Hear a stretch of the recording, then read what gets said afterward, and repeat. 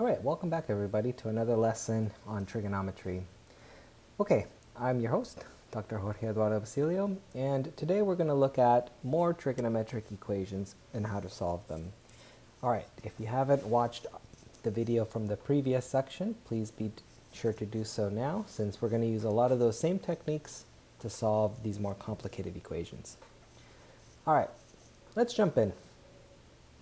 So, as we read this problem here, it says find all solutions to the following equation. 1 plus sine theta equals cosine squared theta. Give exact answers if possible and round to the nearest thousandths when necessary. Okay, keep in mind whenever we solve trigonometric equations, since we're dealing with trigonometric functions which have periods, which means that their solutions can repeat over and over, we expect, without any restrictions, to have infinitely many solutions. All right, so always be on the lookout whether we want all solutions or solutions from a restricted interval. Okay, so as we look at this, first things first, we see that we have both sine and cosine in this equation. So this is something new. So as we try to think about its solution, I've given a hint here. It says to solve this, we need to convert one trig function into the other. So as we think about it, which one do we want to convert? We can convert the sine into cosine and the cosine into sine. So the tip is we'll convert whichever one will be easier. So here's our big idea. There's our little light bulb. So I think what we should do is remember the Pythagorean identity. Sine squared plus cosine squared equals 1. So because we have a cosine squared in our original equation, if we solve for cosine squared, we can write cosine squared theta as 1 minus sine squared theta. All right, so remember I always say the Pythagorean theorem is the most important theorem in all of mathematics. So if we get to use that theorem in one of its forms, we're off to a good start, so I'm feeling pretty happy here. Okay, so here's our equation. Why don't we write this as 1 plus sine theta, and instead of cosine squared, we now know that we can replace this with 1 minus sine squared theta. Okay, great. Let's zoom in a bit. Now, we only have sines or sine thetas in our equation, and our goal is to solve for the values of theta that make this equation true. Okay, so why don't we move all of the signs to the same side of the equation? So we can start by subtracting 1 from both sides, and actually they cancel out completely. So we'll get sine theta equals negative sine squared theta. All right, why don't we move the sine squared theta to the left side of the equation, and we'll get sine squared theta plus sine theta equals 0. Okay, we're on our way to doing this as in the previous section, which is the basic equations. Now, looks pretty tricky as we do this, but hopefully you can see that both terms have a sine theta. So we can actually factor out a sine theta, and we would be left with sine theta plus 1 equals 0. You could use substitution here, but when it's something this simple where you can just accomplish the same goal by just factoring, I do recommend you just go ahead and factor directly. All right, time for our zero factors property. Remember what that told us. If we have two numbers, or two expressions, in this case, sine theta and sine theta plus 1, if the product equals 0, that means that sine theta, the first piece, is equal to 0, or that the second piece is equal to 0. So that gives me two equations to solve now. And the solutions to both of these are going to give me my complete set of solutions. So let's actually just copy those equations up here. Sine theta equals 0, or sine theta. Actually, let's go ahead and just rewrite it. This is simple enough to do.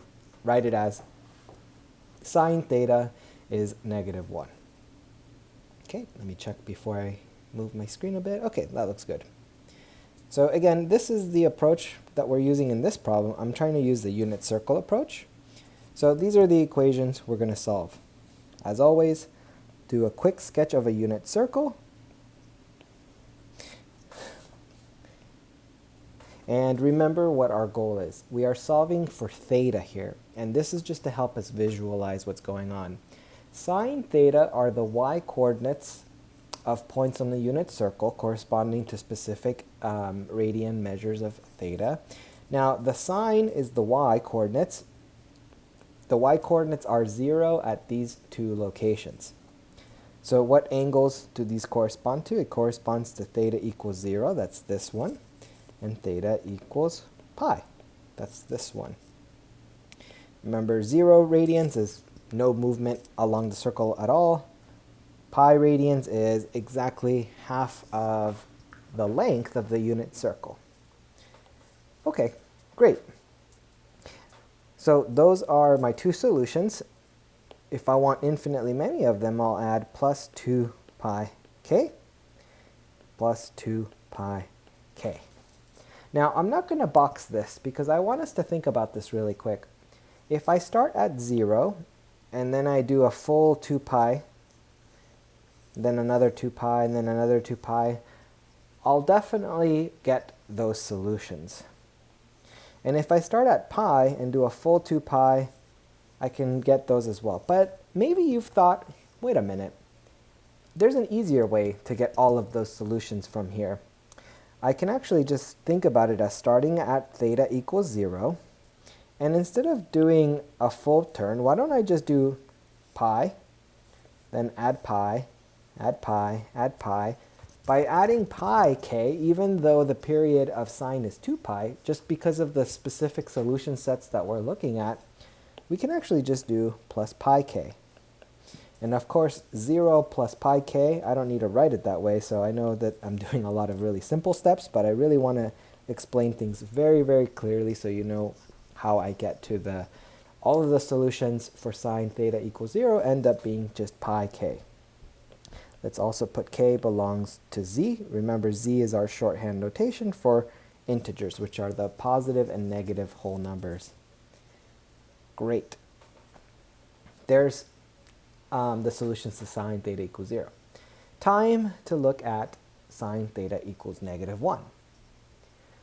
Okay, that means we're looking for the points where the y-coordinate is -1. There's only one location on the unit circle where the y-coordinate is -1, which is right here. Which means that the solutions to this are 3 pi over 2. And we can write all of them by just writing, let me just write it down here, 3 pi over 2 plus 2 pi k. K belongs to z. Okay, I could write them as one single box and then not write the k belongs to z. But there we go. There's our solution set. All done. Fantastic.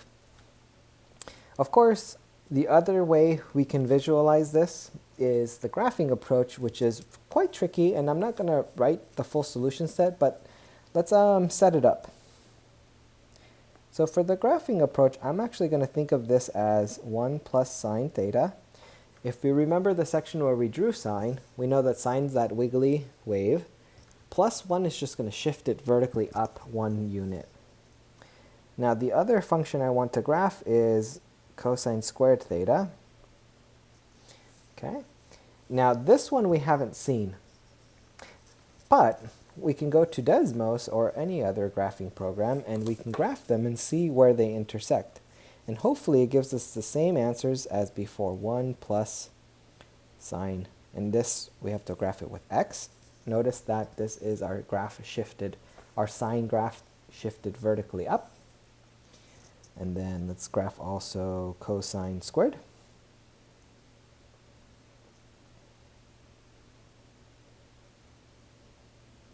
Let's see, I have to do it. There we go. All right, so there's our cosine. So pretty tricky looking, but let's zoom in from 0 to 2 pi is around a little bit bigger than 6. All right. If I click, Desmos is pretty smart. It can figure out where they intersect. So remember, setting these equal to each other is the same as where do they intersect along the y-axis. So in other words, where do they meet? So we can see that 0 and pi are some of the solutions. 2 pi, etc. So we got, and notice that there's our other one. Our 3 pi over 2 is kind of like where both of the valleys of both of these hills meet. All right, so again, this is, if you are trying to do homework and you're having trouble solving it algebraically, you could always check what the answer is, and then you can go back and see if you can reverse engineer the solution. All right, cool. So there's our first example. Time for our next example. So here, our problem says solve 1 plus cosine theta equals sine theta. Here's the first time we see where it doesn't want every single solution. It actually wants the solutions in a specific interval. Basically from 0 up to 2 pi, but not including 2 pi, because again, 0 and 2 pi from the unit circle perspective are the same points. So that would just be redundant. So usually this is one way to restrict it. So from one full interval. All right, so there's a bunch of writing I've typed out here, just to kind of remind you of an algebraic technique where what we're going to do is, as we look at this equation, so let's kind of focus on it real quick. So let me underline it. Unlike, it looks pretty similar to the previous example, but instead of having one of the cosine or sine having a square, we don't have that. So I can't use the Pythagorean theorem.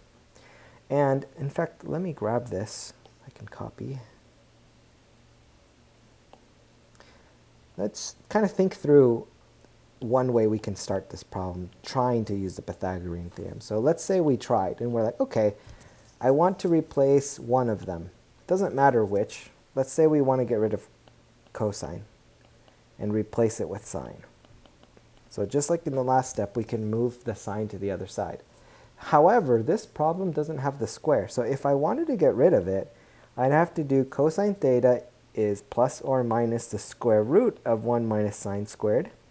This is an important step to do for some problems. That's why I'm kind of bringing it up. However, I think this makes the problem way too complicated. I could replace cosine with the square root expression, but let's think, maybe there's a different way to do it. So if you find yourself trying to use the Pythagorean theorem, but it makes things harder, that's a kind of a warning that, you know what, let me pause, regroup, come up with a different strategy. Okay, so let's erase this. Let's try a different way. Now, if you read through the notes, I'm not going to read it myself. I know what I wrote. It gives us this as a suggestion to solve the problem. So what we're going to do is let's start with the original equation, 1 plus cosine theta equals sine theta. And what we're going to do is, the technique is to basically, I want to use the Pythagorean identity, but I can't do it as written. So what I'm going to do is square both sides of the equation. And let me at the very least underline in red the warning that whenever you raise both sides of an equation to a high power, in this case 2 or greater, you have to be very careful, because you will find solutions to the original equation, but you might find extra solutions that are part of the new equation, in this case the one with the squares, but they're not part of the original solution. So whenever you do this technique, I'm going to put this little dangerous curve just to warn you, that we're going to have to check the answers at the end.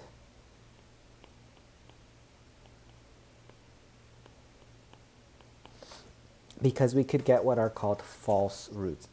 It solves the squared equation, but it doesn't solve the original equation. All right, but now that we've done that, what are we going to do? Well, we're going to FOIL. We're going to do the expand. So I always recommend, I know I didn't teach algebra in this lesson, but if you're going to expand, I strongly recommend you just memorize this formula here. A squared plus 2ab plus b squared.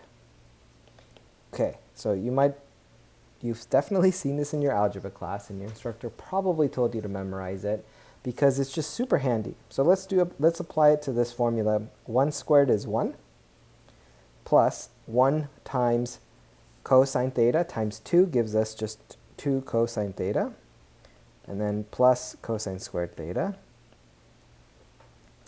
equals sine squared theta. All right. By using this trick where we're raising both sides to the second power, now I do have the sine squared and cosine squared. So now it is a good time to use the Pythagorean identity. So now let's put the light bulb, and let's write sine squared theta plus cosine squared theta. And let's think, which one do we want to replace this time? I can replace either one. And because I have a bunch of cosines on this side, why don't I just get rid of the sine this time? So if I solve for sine squared, I'm going to get 1 minus cosine squared. And I'm going to replace this one so that everything can have a cosine in the next equation.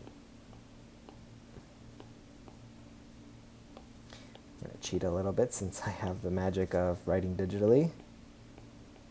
Okay, so I have replaced sine squared theta with 1 minus cosine squared theta.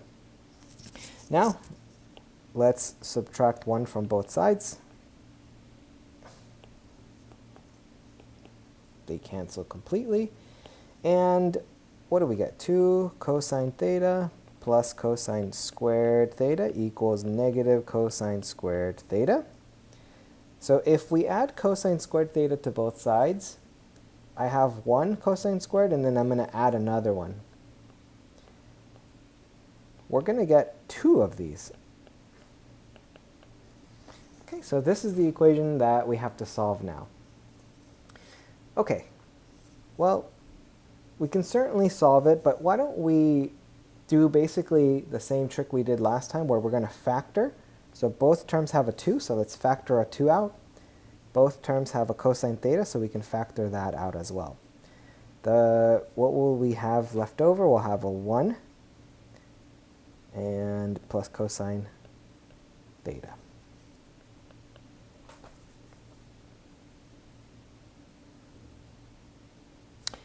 Cool. Time for the zero factors property. Okay. So that's going to tell us 2 times cosine theta. Sometimes I put this little red dot to remind me I'm using it. Put the red or in the middle. 2 cosine theta is 0, or 1 plus cosine theta equals 0. This is the 2 equations we'd like to solve. Looking at, let's simplify these. So notice we can divide both sides by 2. We can write cosine theta is 0 as one equation. Our second equation will be, let's solve for cosine. Cosine theta is negative 1. Pretty similar to the last problem. So I really recommend you pause the video, see if you can write down the solutions yourself using the unit circle perspective. And then when you think you've got your answers, go ahead and hit play, and you can check my solution. All right, here we go. Draw 2 quick little unit circles, 1 for each equation. All right, so cosine theta equals 0. What angles of theta give us that the x-coordinate is 0? That is here and here. Cool. That means that the thetas that we're looking for are going to be pi over 2. There's one of them. And the next one will be 3 pi over 2. And this time, the way I'm going to write it is making the observation similar to what we did last time, where why don't I just put theta is pi over 2? And then let's make this observation. If I do pi, if I add just plus pi k instead of 2 pi k, right? From pi over 2, I can go to 3 pi over 2 by adding pi. and then I can go back if I add 2 pi. So this is, again, a little bit of a shortcut. Instead of writing pi over 2 and 3 pi over 2, I can just observe, actually,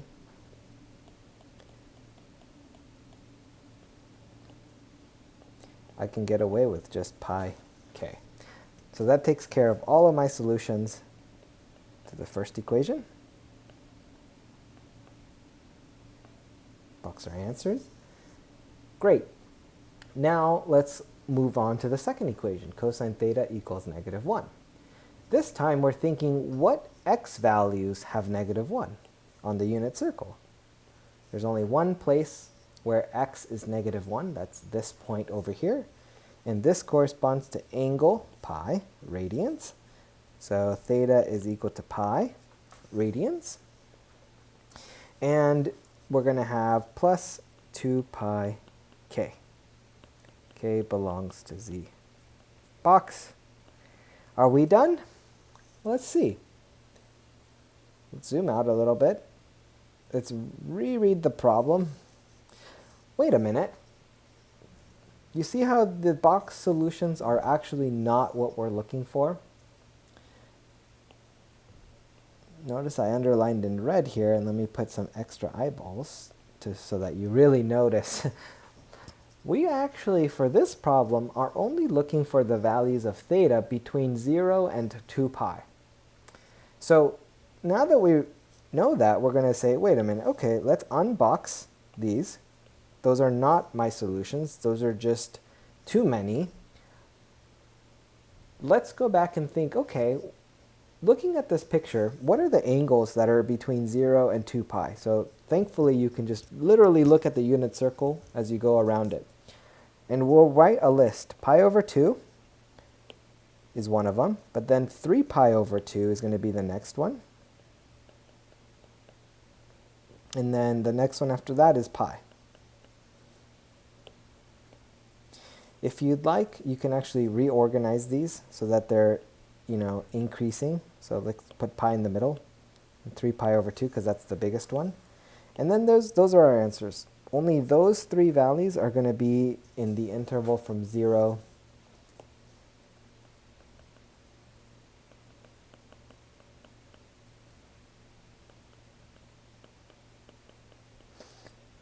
because if I add pi to any of these solutions, they're going to be bigger than 2 pi. Let's think through maybe one of them. Let's say we are at pi. If I add pi, I'll be at 2 pi. Now, because this has a round parentheses at 2 pi, I don't want to include it. So even that one's too big. If I'm at pi over 2 and I add pi, I'm at 3 pi over 2. But I already have that, so I don't need to add it again. Adding 3 pi over 2 plus pi, of course, is much bigger than 2 pi. We're basically at pi over 2 again, but in the bigger version. All right, so there we have it. Very good problem. Actually, I always like tagging these as GTQs whenever I really love the problem. So highly recommend you make sure you've mastered all the techniques here. Actually, false alarm number 2. Didn't even read my own advice. This is the advice I skipped over. Okay. Thankfully, so it's always good. I hope you follow some of these suggestions here where you make these little notes to yourself where you're like, okay, I remember this is the important thing at the beginning, and then you get so lost in doing some of the other problems and you get in a groove that you forget to check some of the other stuff. All right, so here's what we're going to do. Let's write the original equation. And I'm just going to copy it in black right here. So 1 plus cosine theta equals sine theta. All right, and then what I'm going to do is we're going to need to check 3 values, pi over 2, pi, and 3 pi over 2. Those are the 3 solutions that I almost boxed, and maybe we end up boxing all of them again. But before we do, this is the equation that we're going to plug in. All right, let's check all of these, and let's check them in gray.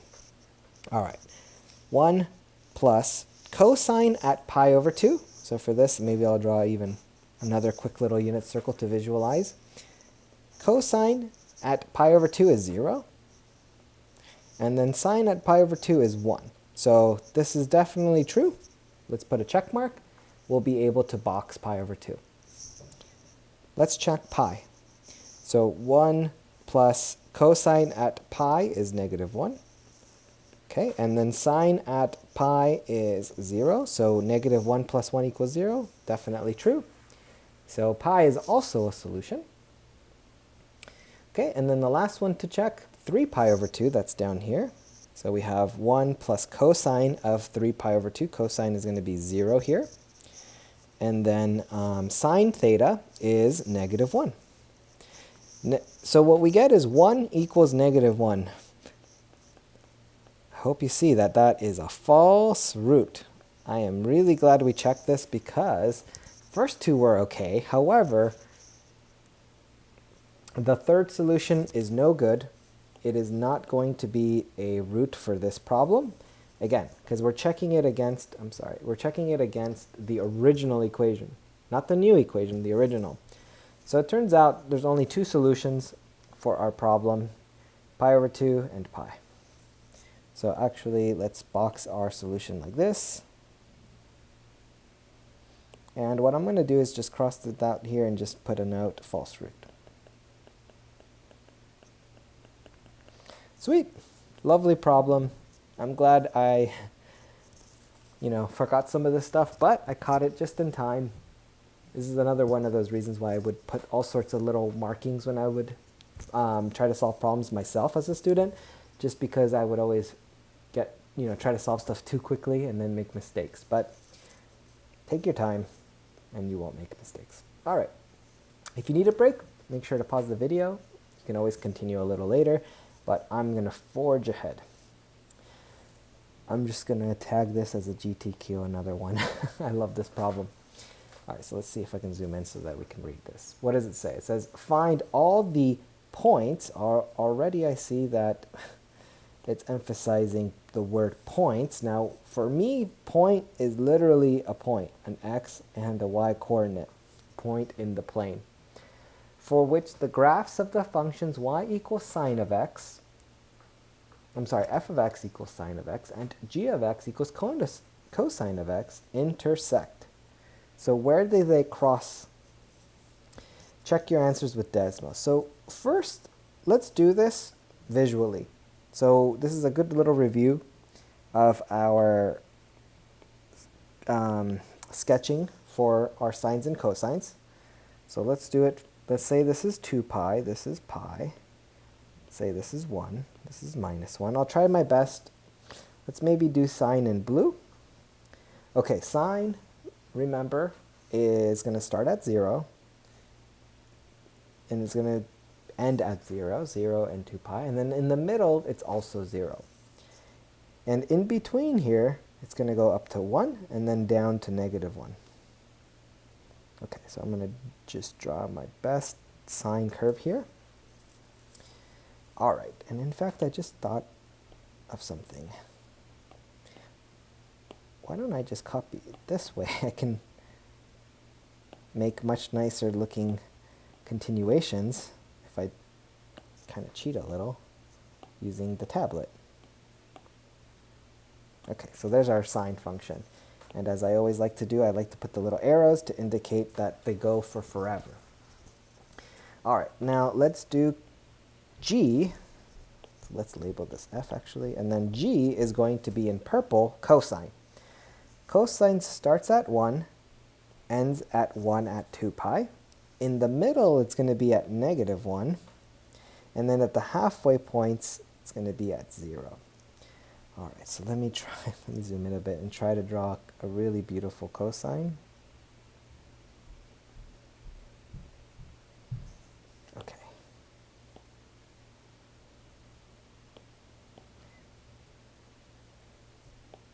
Let's see if that is going to copy it how I intend. Woohoo!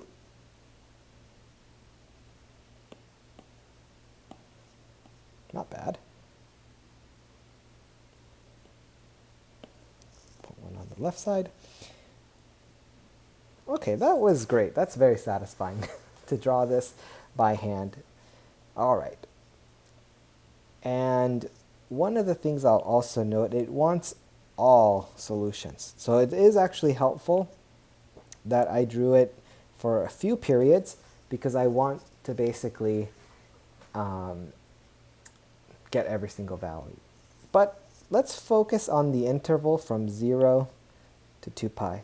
Let's see, how do I want to visualize this? Let's maybe highlight it. Okay, so here's basically the building block interval from 0 to 2 pi. And visually, now that we've drawn them, we see that we do have some intersections. Let's highlight them here and here. So I expect two solutions in the interval from 0 to 2 pi, and then they're just going to repeat, right? The next time they repeat, I'm just going to add 2 pi. And if I add 2 pi, I'll just get all my other solutions. Similarly for the one that they intersect at the negative values.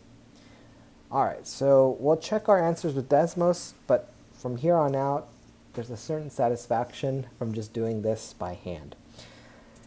Okay, so what is the equation we'd like to solve? So what we're looking for, actually let me zoom in a bit. What we're looking for, we can think of it like this. If we think of this as a function perspective, right? If we give it an x value, then these intersect at the same y value, but they're already at the same x value. So what that means is the y values are where we want these to be equal. And remember, in function notation, y is f of x and y is g. So let's actually write this like this. Y is equal to f of x, y is equal to g of x, and functions intersect when basically they have the same y values. And what that means for us is that basically, you guessed it, we just have to set up the equation f of x is equal to g of x. So this is going to be true anytime you're asked for when functions intersect. All right, so what does that mean for us? That means that we want to solve sine x equals cosine of x. And there's many different ways to solve this equation, and it's almost too simple looking. So let's see. I think I'm going to follow my hint. This is just one approach. If you want to pause the video and come up with your own approach for solving this equation, I would love to see your solution. So just come to office hours or tell me next time we're in class. That'll be fantastic. I'll be very excited if you have a different method.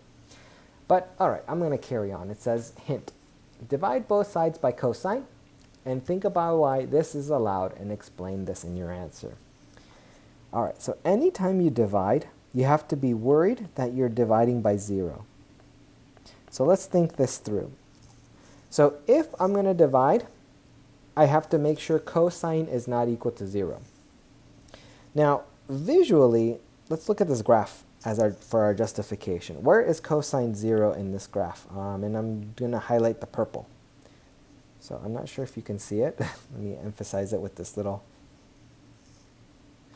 so these two little whiskers here. That's where cosine is 0. For these values, notice that the sine values are actually either 1 or negative 1. And, of course, I know exactly what sine is doing at those values. Sine is either 1 or negative 1, which is not 0. So cosine and sine do not have the same values there. So that's the reasoning I need here. So let's put that in gray here.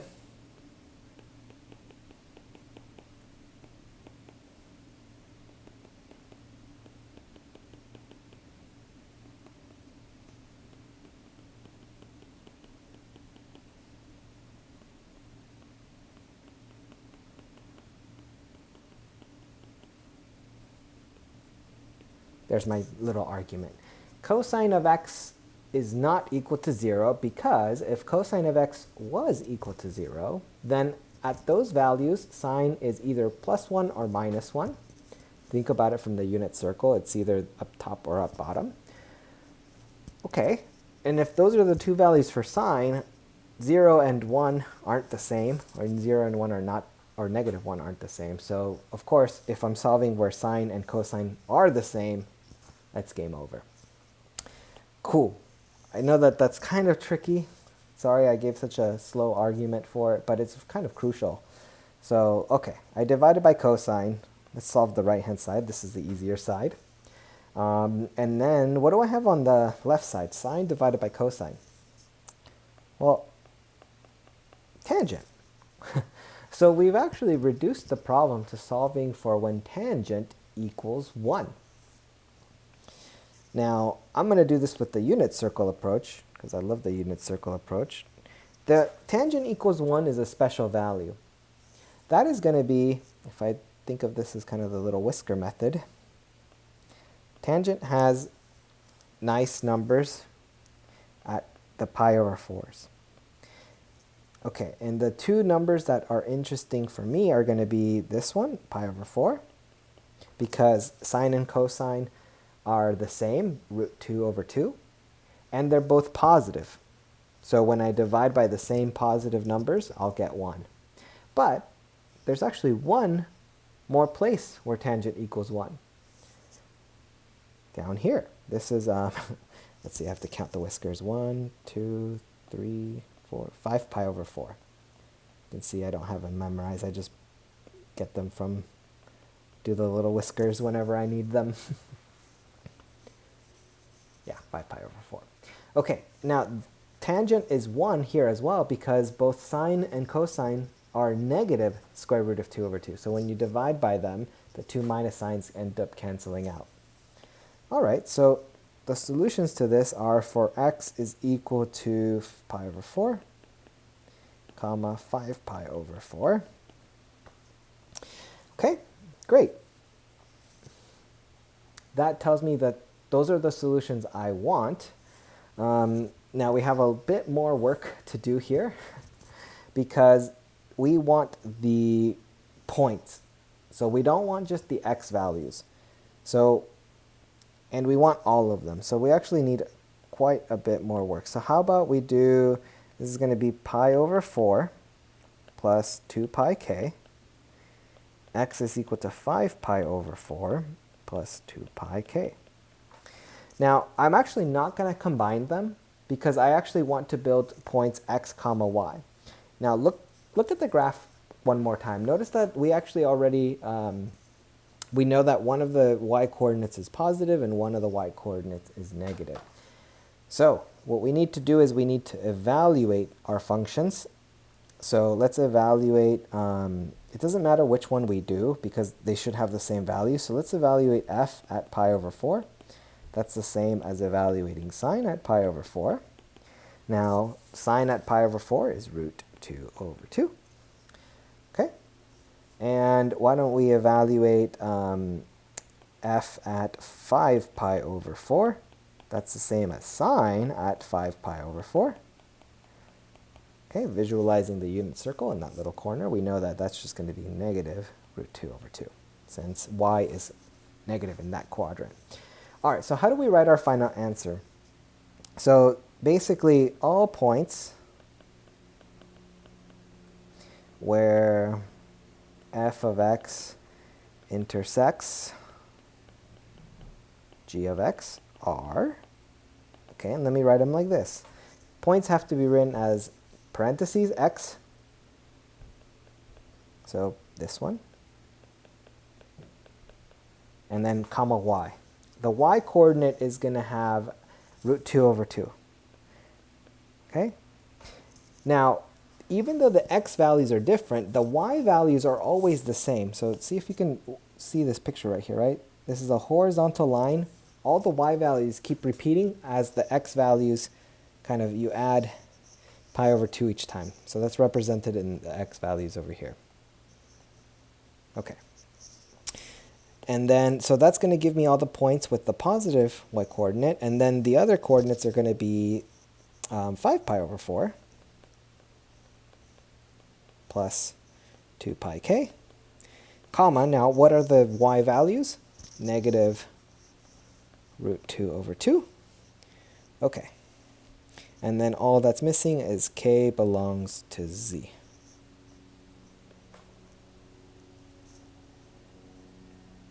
So in previous tests, I've actually asked this exact same question. I've also asked this question with a couple modifications where I've asked, oh, just give me the solutions from 0 to 2 pi. In that case, you just write the 2 points. I've also asked various versions of this question where I say, hey, tell me the solutions from minus 2 pi to positive 2 pi. So you have to kind of think maybe backwards a little bit. So there's lots of ways I can ask a really similar question. So basically, good GTQ.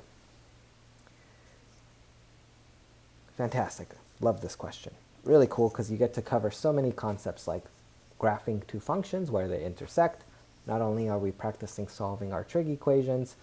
All right, let's actually, even though we drew a really nice graph ourselves, let's just take a quick peek at Desmos. It's always good to kind of do a sanity check, make sure that what we're doing makes perfect sense. It agrees with what we're, because every now and then, if you're trying to solve a problem very quickly, or if you're, recording a video and distracted, you can make mistakes. And so mistakes are part of the learning process. So never feel bad for making mistakes. It's just natural. It means you're human. And being human is awesome. Okay, so here are sine and cosine. And let's just click. You can see that they intersect here. And then if you look at the screen, you can see 6. And then, remember, 2 pi is about 6.3-ish. You can see that we've got, only 2 intersections here. And if you're wondering, what is 0.707? And then the negative one is just negative of the same number. Well, we can just double check here. We can do square root 2 divided by 2. And just confirm that our root 2 over 2, which is what we did when we did it by hand, is indeed the 0.707. Nice. So beautiful confirmation for something that we did by hand. And then 9 pi over 4, that's just pi over 4 plus 2 pi. Think about it for a second. You should get 9 pi over 4. Okay, cool. Let's move on to another challenge. All right. Actually, I'm going to stop the video here. I'm going to split this video up into a 2-parter. All right. See you in the next one. Thanks for watching.